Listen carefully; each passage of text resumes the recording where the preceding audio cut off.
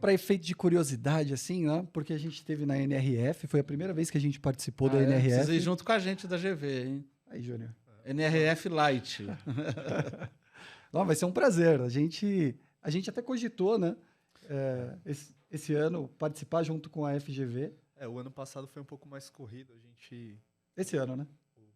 Foi esse ano. Não, que a gente começou a planejar no ano passado, faltando pouquíssimo tempo, né? Então foi muito de última hora, assim, mas esse ano. E uma das coisas que, assim, acho que o Júnior vai poder até me ajudar com essa pergunta, complementar. Conforme a gente fazia visitas técnicas, né, lá em Nova York, o meu sentimento é que, tudo bem, são grandes redes, mas há um senso de identidade muito forte. Então, você entra no Whole Foods, você percebe o propósito deles, né, a maneira como eles se organizam. Né? Você entra numa Amazon Go, você não precisa ler a missão, visão e valores deles. Né? Você entra na loja e você percebe. Joe também, né? O Traders Joe, eles têm até podcast. Eu acompanho, eu assino o podcast deles. E muitos produtos de marca própria, né? Predominantemente. Eu achei assim, o Traders Joe, para mim, eu adorei a loja. Né? Muito embora a gente ficava muito no Whole Foods, né? Mas como é que você enxerga assim, o mercado americano, né? O varejo americano em relação ao Brasil? Né? O que a gente tem de bom para exportar? Né? E o que eles têm de bom para importar? Não sei se é essa a pergunta. Mas... Então, vamos lá. As perguntas estão profundas, hein? Sabe que tem uma disciplina que eu aplico na GV que chama de propósito, valores e estratégia. Que passa pela cultura e tal. Mas você trouxe ótimos exemplos. Quando você pega Whole Foods, o fundador era um hippie. Então, tanto que ele foi um dos fundadores do chamado capitalismo consciente. Então, ele tem uma clareza, né? Ele está vivo, não é mais o dono, mas está vivo. Muito clareza do que é importante para eles. E ele traduziu isto, ele materializou isso no Whole Foods, enquanto loja. Então, você não vai ver lá marcas das multinacionais, você vai ver produtos de alta qualidade, mas um público premium, no caso, bem definido. O Trader Joe's, idem. O Trader Joe's é muito interessante, porque eles valorizam muito o ser humano que está ali na loja. É uma loja descontraída, uma loja leve, toda a comunicação. Então, por exemplo, eu assino o podcast deles. Eu fico acompanhando lá o que eles falam de novidade ali, mas de uma forma muito leve, muito alegre. A loja é assim. Então, eles conseguiram pegar um conceito e trazer para a loja para ser diferente. O que nós temos de desafio enquanto estratégia? As nossas lojas acabam sendo muito parecidas. Então, você toma decisão, no caso nosso, só predominantemente pelo preço. Então, o mercado fica o que a gente chama de transacional. Olha o menor preço. Agora, lá não. Além dele ter preços, o mercado norte-americano, que são preços competitivos, ele apostou em ter muita novidade no sortimento, assim como o Whole Foods também. E no caso do Trader 2, no comportamento humano. Como é que eu treino as pessoas, como é que eu tenho uma loja alegre, uma loja divertida. Eu diria que tem uma diferença que lá, tem duas coisas importantes. Um mercado hipercompetitivo e, consequentemente, com maior poder aquisitivo. Então, que dá para você fazer o quê? Segmentar a loja. Que em marketing chama do branding. Como é que eu trabalho a gestão da minha marca?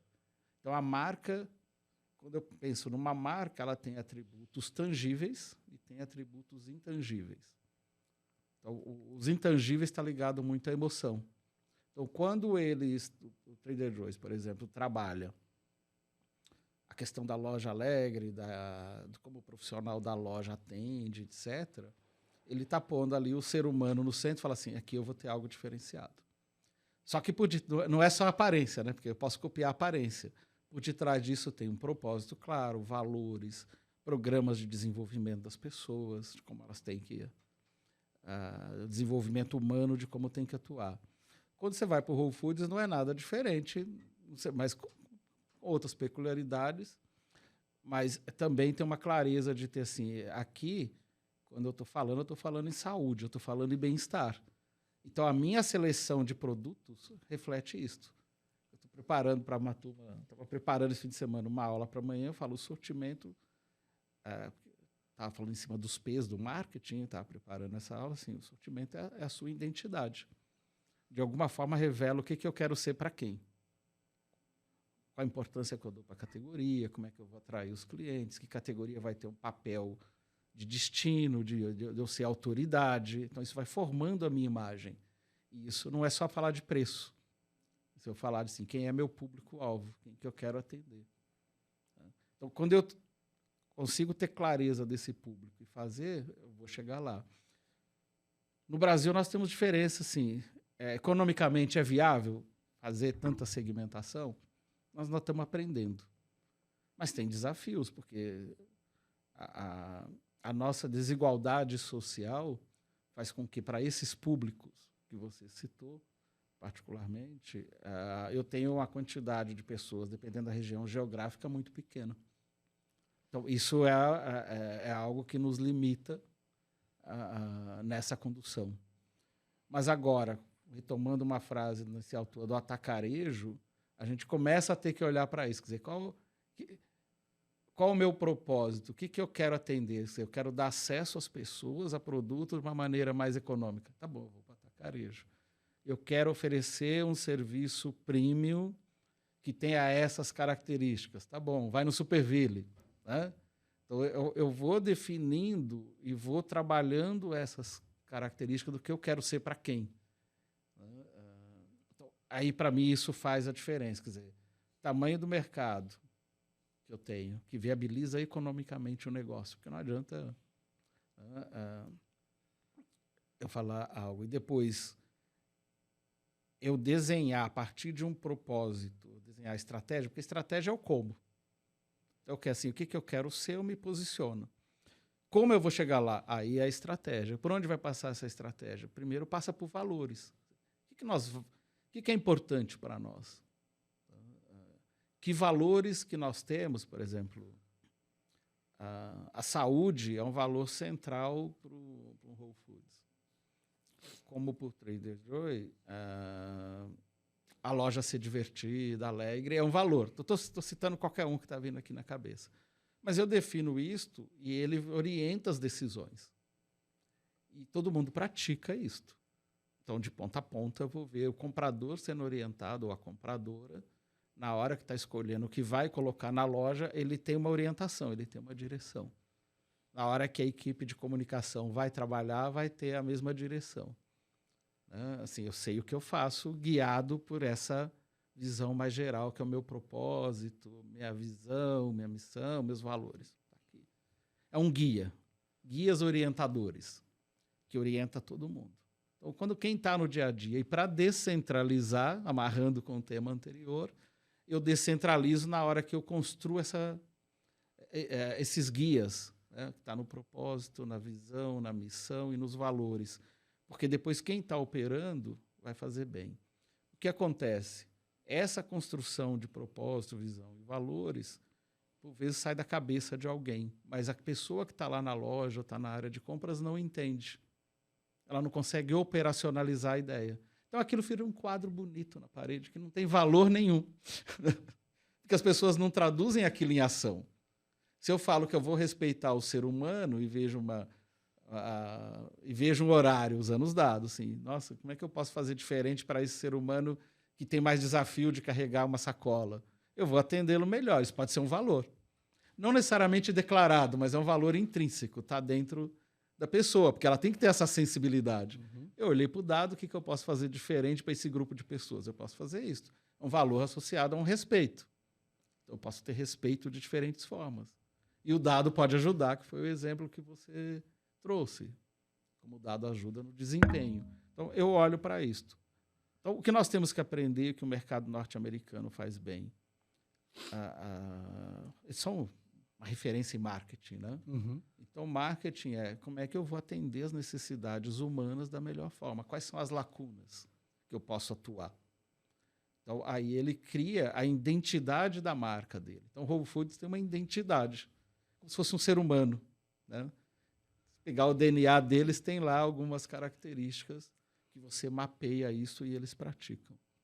Nós ainda temos esse desafio no Brasil, inclusive por questões econômicas, de formação, etc. O que nós temos? Tendo que nós mais temos aqui, que nós soubemos fazer bem, comparando com atendimento, aí é olhando para atendimento. É a nossa relação calorosa que a gente tem aqui no dia a dia. Então, isso é uma característica nossa, né? Enquanto o norte-americano, eu atendi por um bom tempo o pessoal eu tinha um chefe norte-americano na Nielsen, por causa da conta do Walmart. Então, quando você olha, eles são muito mais assertivos. Tanto que vocês pegarem... Por outro lado, nós somos muito mais de dar volta. Mas essa dar volta, se for bem caloroso, vai, mas não necessariamente... Mas a gente tem esse toque humano mais presente. Então, isso sim é algo que pode ser. Como é que a gente balanceia a assertividade, mas mantendo o toque humano, o respeito? Então, é algo que vai fazer a diferença. E nós somos mais flexíveis. A nossa história, seja de hiperinflação, por exemplo, vocês são muito jovens, mas nós tivemos inflação de 80% ao mês. Né? A gente não consegue. Ele olhou ali para mim, como é que é isso? Foi 80% no mês. Né? Então, a gente aprendeu a ter mais flexibilidade para lidar. E também diante de uma condição social que, enquanto país, de maneira geral, o Brasil está entre os países de maior concentração de renda. Quer dizer, a pessoa, no dia a dia, tem que fazer milagre para viver dignamente. Né? E tem uns que não conseguem, não por eles, pelas condições sociais. Então, isso nos fez com que a gente tenha mais flexibilidade. Infelizmente, porque me deixa muito chateado, esse ano, para mim, a visita ali em Manhattan foi muito isso, essa pegada de ver uma miséria muito grande. E a gente observa que a miséria não está pegando só os latinos. Né?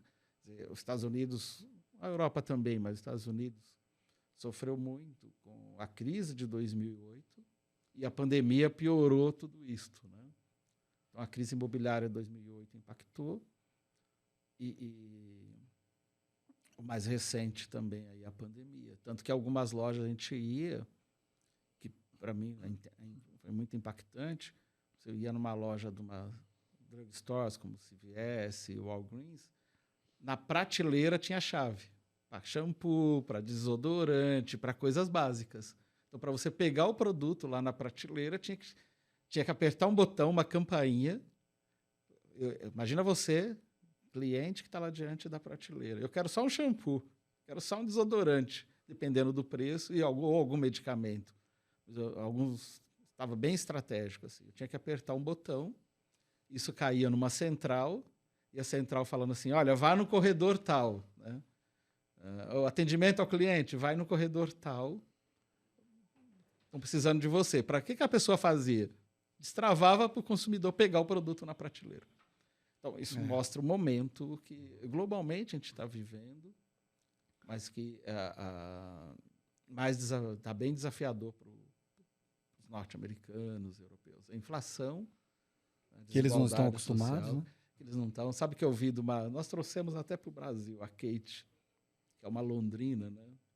E ela comentando na NRF, na palestra dela. Falou assim, olha, pela primeira vez eu tive que usar blusa dentro de casa. E, claro, todas as casas têm ar, assim, todas não, né? Mas para o padrão dela, todo mundo tem ar-condicionado, então não sabe o que é usar blusa dentro de casa. A gente até brincou, porque usar blusa para dentro de casa é normal, né? Mas ver como o momento que o mundo está fazendo, com os efeitos de pandemia, de crise, e o impacto que está tendo para todos. Né? Tem um aprendizado grande. Lidar com a inflação. Nós já aprendemos a lidar com isto há mais tempo, digamos assim. Pagamos um preço, claro, tudo tem seu preço, mas aprendemos. Então, eu entendo que lidar com isto, a gente tem mais, nesse sentido, mais flexibilidade. O extremo é o jeitinho, mas o jeitinho está muito associado a, de fato, não encarar as coisas e resolver, né? Esse é o jeitinho pode não ser tão correto assim, né? Mas a gente tem mais flexibilidade, sim, que os norte-americanos.